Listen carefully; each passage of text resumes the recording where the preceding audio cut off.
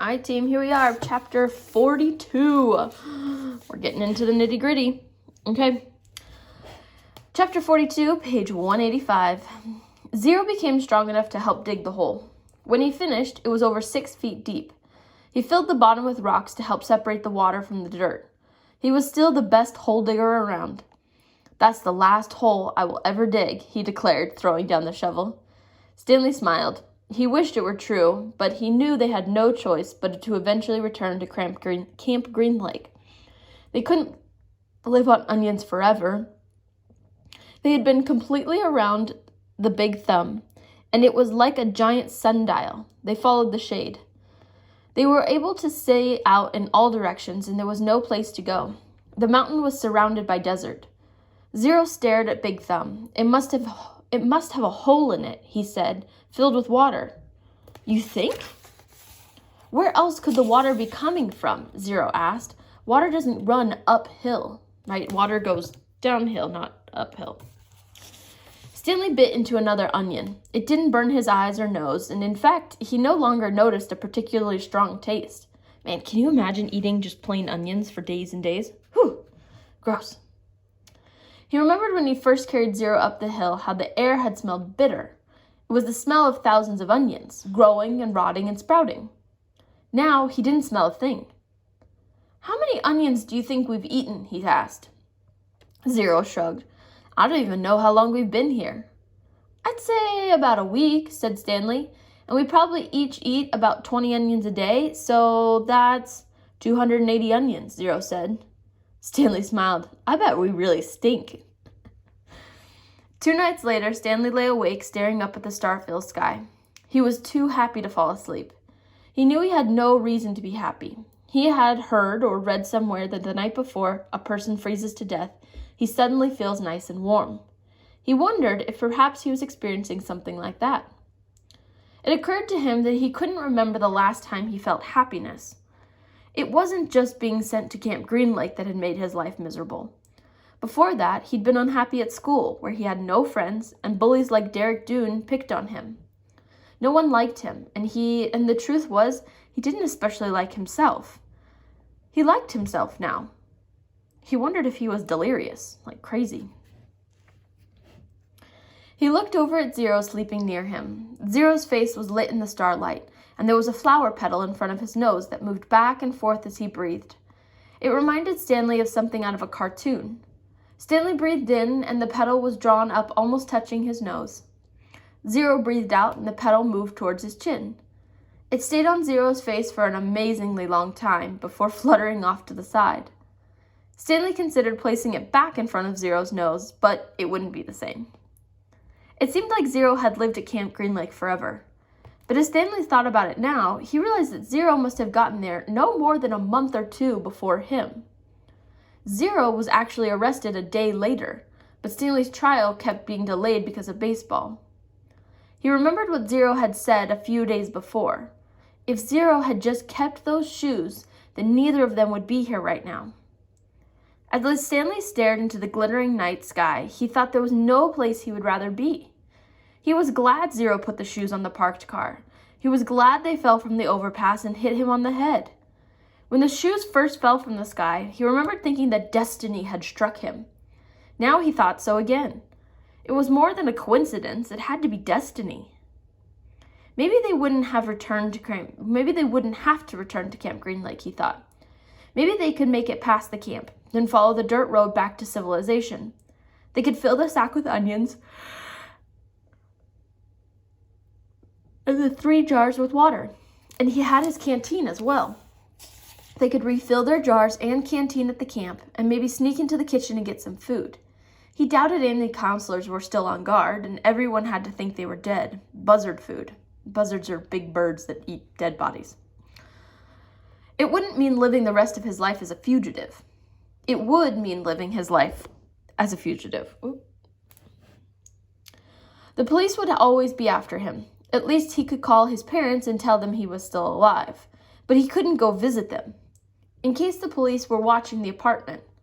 Although, if everyone thought he was dead, they wouldn't bother to watch the apartment. He would have to somehow get a new identity. Now I'm really thinking crazy, he thought. He wondered if a crazy person wonders if he's crazy.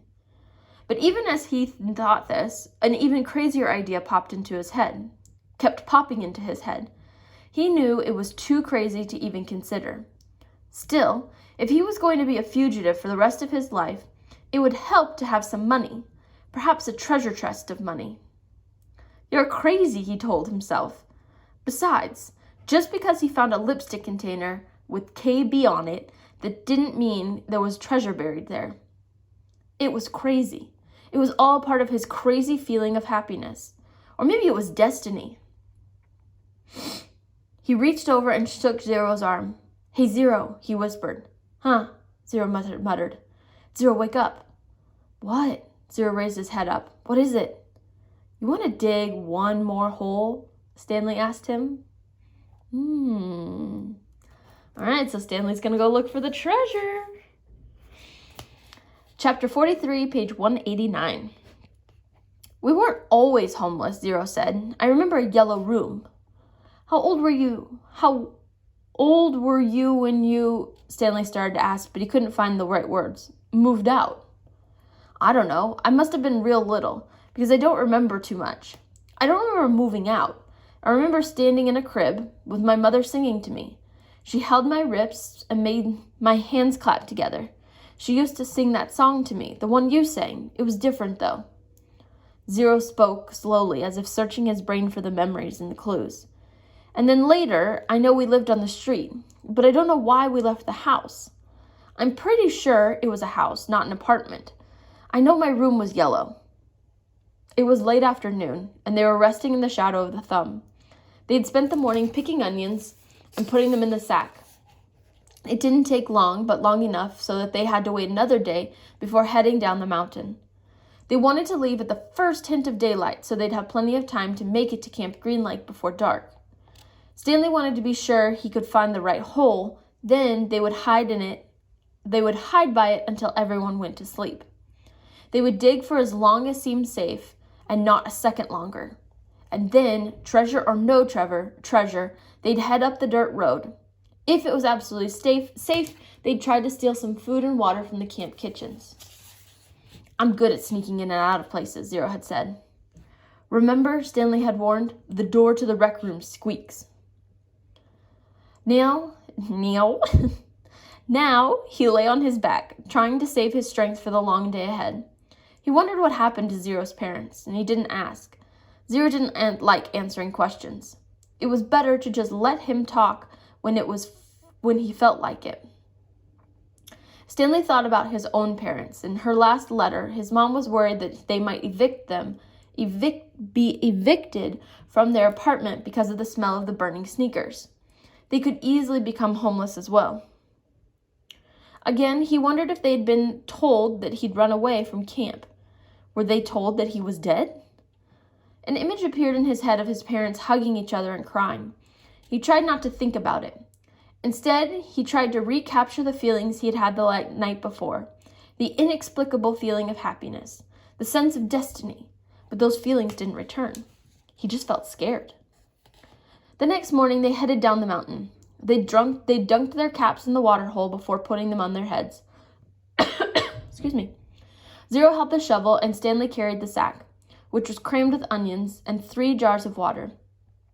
They left the pieces of the broken jar on the mountain. This is where I found the shovel, Stanley said, pointing to a patch of weeds.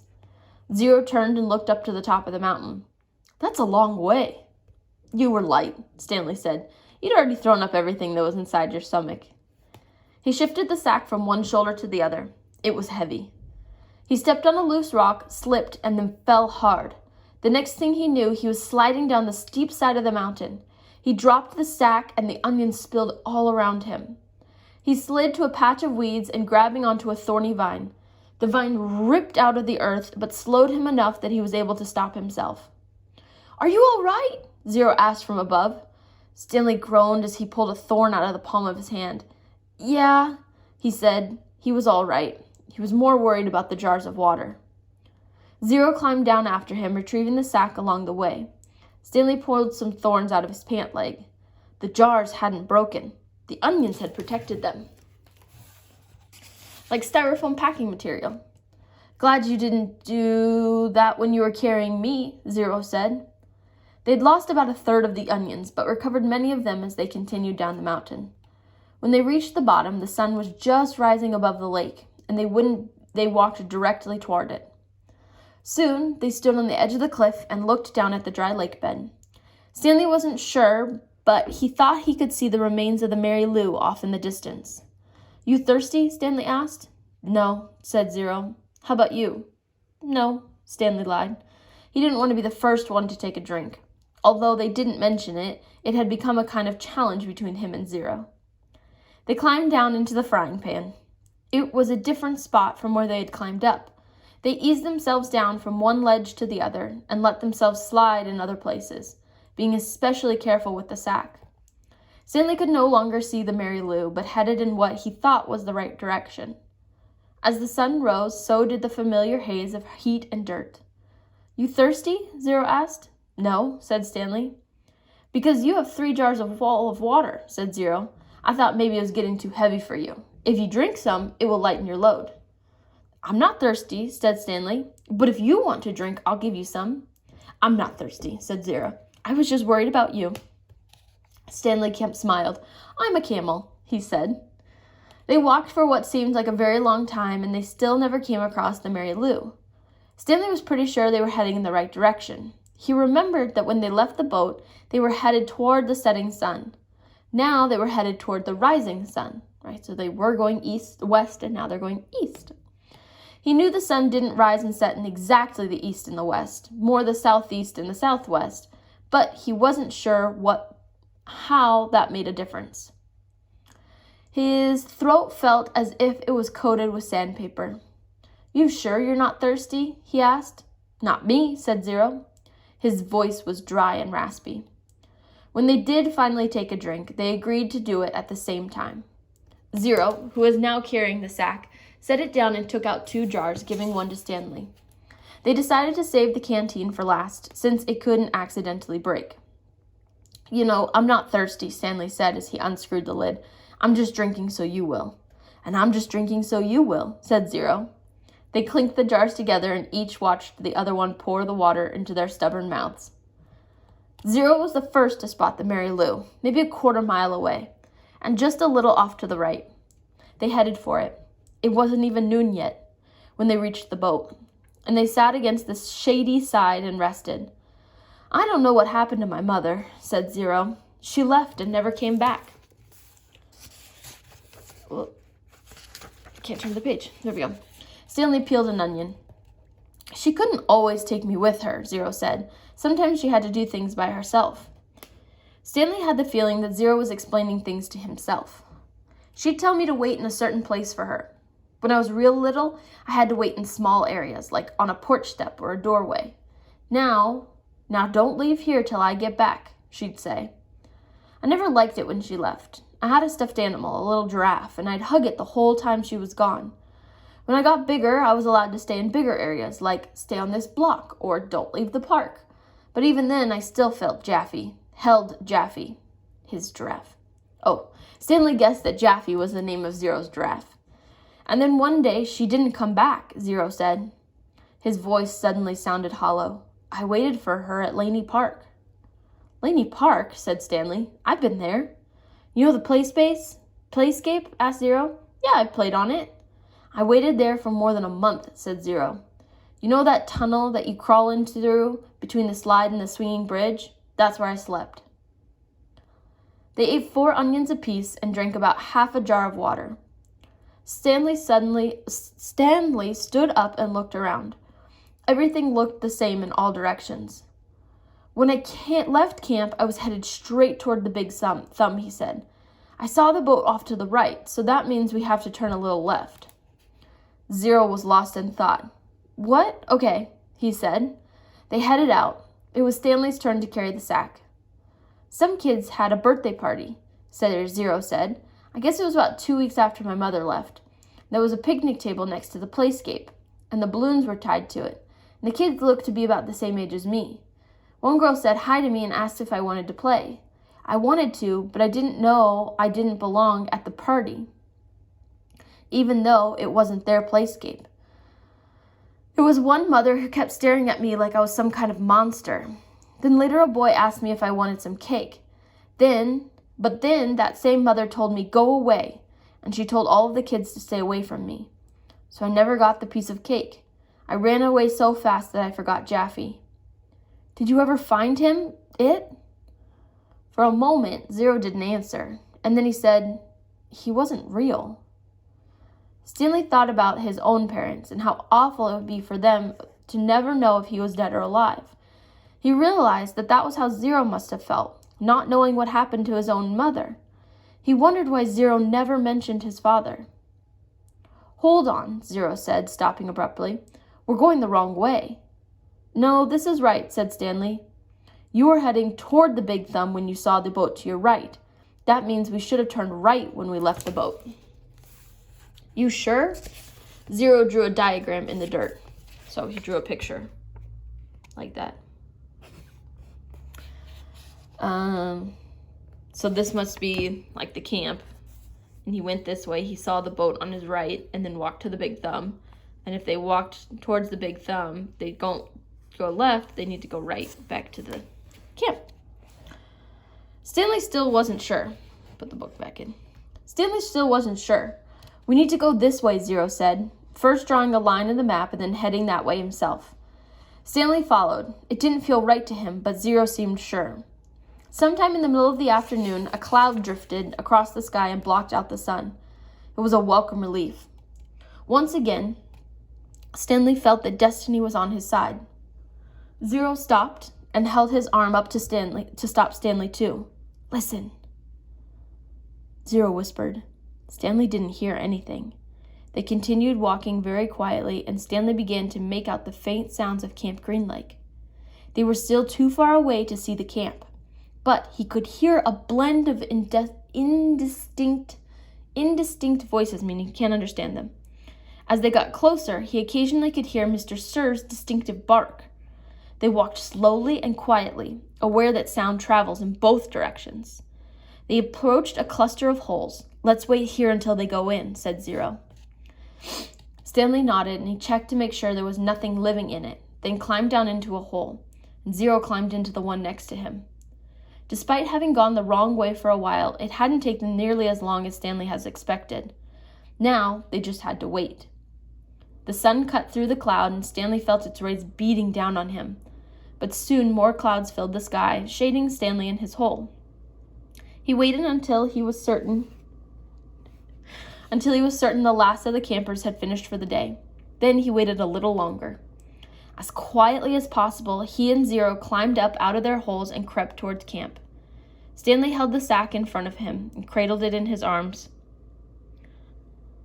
Cradled it in his arms instead of over his shoulder to keep the jars from clanking against each other. A wave of terror rushed over him when he saw the compound, the tents, the rec room, the warden's cabin under the 2 oak trees. The fear made him dizzy. He took a breath, summoned his courage, and continued. That's the one, he whispered, pointing out the hole where he'd found the golden tube. It was still about 50 yards away. But Stanley was pretty sure it was the right hole. There was no need to risk going any closer. They climbed down to the adjacent hole and waited for the camp to fall asleep. All right, so they're sneaking around camp now. What's going to happen? All right, go check teams. You've got some summaries and questions to answer. Bye.